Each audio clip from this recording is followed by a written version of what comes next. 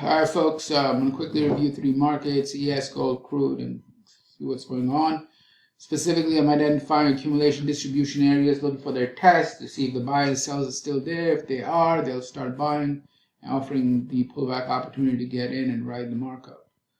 Here, what do you have? You have this accumulation. Last accumulation on the daily was around that 4,000 level. As you can see in my rank over here, the biggest volume, 31 brick, 52 brick. Then it rallies. So that's the accumulation line around that 4,000 mark on the ES, and goes up. Now here's what I'm interested in and trying to figure out. You see here, this volume here on this pullback and in this consolidation range on the daily, way too much. Biggest volume in 100 bricks. Okay, something's going on. I don't know what. I don't really care, but because they haven't shown their hand, I want to see if there's follow through, upside or breakdown or whatever. But there's a lot of volume here, and something's going on in this range. Someone's waiting for something. Don't really know what, but they're doing something here. You can see the volume here. Is, this idea of this range being just a range or consolidation is bullshit. It's either reaccumulation or it is some type of distribution or absorption. It's one of them. All right. On the minor level, all right, you had on the 2.5 hour chart rally, pulled back, and tested that area. On the Renko, it shows a heavy volume brick, biggest volume in 12 bricks. Test that area. What happened? Bingo. Change in behavior. Why? The buyers are still there. Pull back to test, reacts, goes up, but gives a very small move. So, like a garbage move. But this is exactly what you want to see. Meaning my price goes down, down, down, has a spring off the spring or shortening of the thrust. You have a change of behavior at that level, and it goes up. Exactly what you want to see. Why? Because this is not just a shortening of the thrust. It is not just a spring. These terms, they're just messing with you.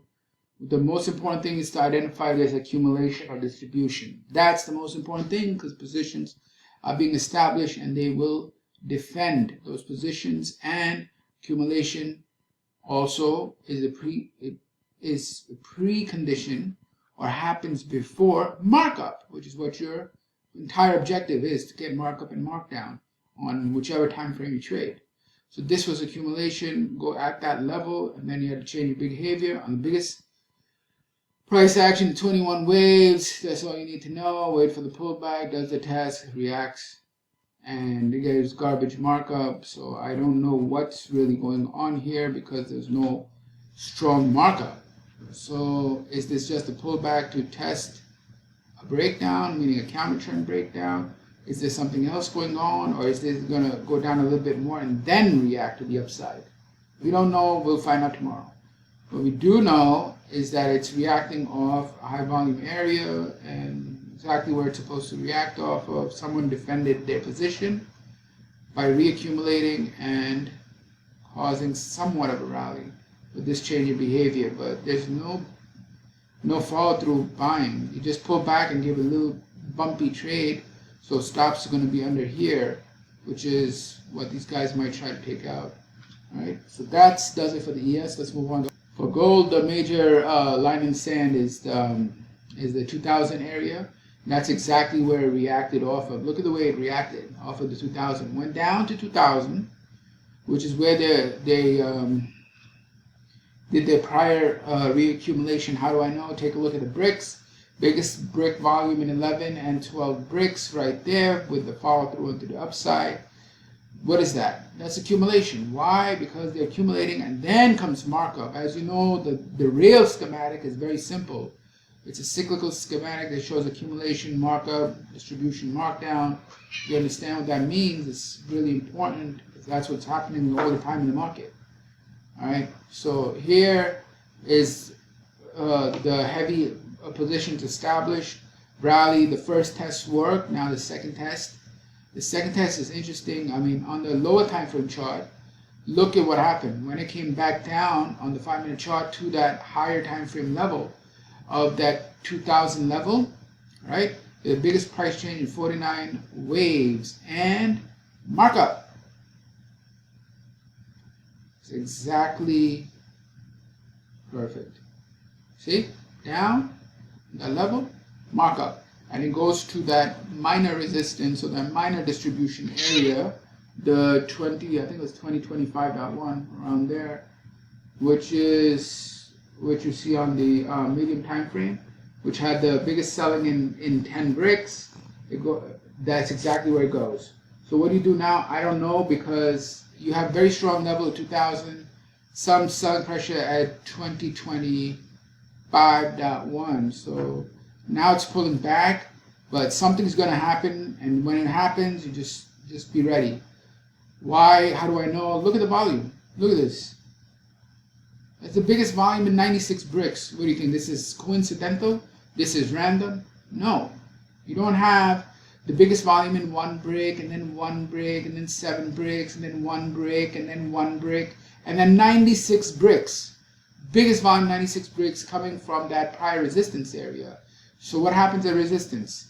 Either they're going to sell more, they're going to absorb and break out. So that's the idea. Alright, so anyway, I'll figure it out later. Alright, so the 2000 is very strong, and then 2025.1. And we'll see how this plays out with a heavy volume accumulation here, with the biggest brick in 96 bricks on the medium time frame Renko. And on the high time frame Renko, or higher brick size Renko, it's just reacting off of 2000 where it's supposed to react off of. Alright, so for crude, let's move on to crude. Crude, the heavy level was 72.90. I think that was it. 72.90, some type of reaccumulation after that. Pop! Right? So nothing really to say other than, looking back, it comes back to that. See that? 72.90. And you can see, look at this Renko. Okay? So you can see very clearly that brick. That's the biggest volume at 20 bricks. So when price comes back there, I'm going to be very interested. Now what's going on though? You have the biggest volume in 90 bricks. Something happened here, and I don't know. It's not having follow through. It's having follow through. Doesn't seem like it. It seems like it's pulling back. If it pulls back, take a look at this volume area, this 20 brick, because that's where there was some type of absorption or reaccumulation, whatever it was. To see if those players are still there, if those buyers are still there, still interested. Going to the middle brick size Renko, you see how the climax brick stopped the move. That climax, the distributed brick, stopped the move and made it fall back to that level where it barely reacted from. This is the 95 right here. That's the biggest volume in 95 bricks. Off of that area, why do you think there's so much volume at the highest brick and then it goes down? That's distribution. That's marked down on a lower time frame chart. Okay, so that's distribution up here. Look at that big red right there. And then sung right back into this area, which had the accumulation. Big green. See, green and red. Green is buying. And rallied, come back down to that big green area after big red pushes it down. Little bounce, nothing spectacular. So I'm not really sure what the hell is going on here, because it's a very weak response. Yes, there was a response. It was very, not that strong. As price went into that area, see, it had to spring and all of that. Like, they tried to buy here, they tried to buy here, then finally bought here, and had shit up on the upside. So I don't know. So it's not a good bounce, which makes me think it might go lower. But I have to see more action probably tomorrow. Right? So not too much of not really that great of a move. So, but you can very clearly see the selling up here. Where the hell is it? Oh, this distributive action. It's actually even higher. All this was distribution.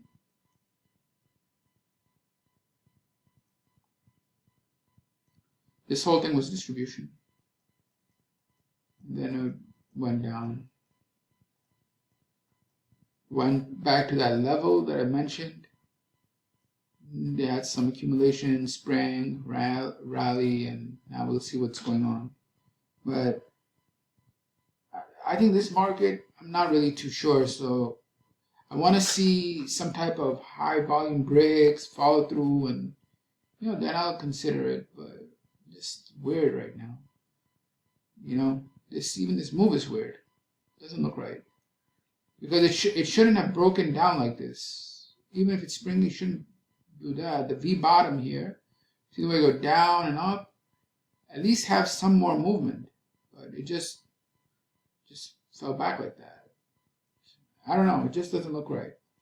So I'm going to see if they reaccumulate in this area. Like if they come back here, if they reaccumulate, you'll see the high prints. That'll tell me that they're coming back down where the V bottom occurred to reaccumulate and then do the markup. So just have to wait. All right.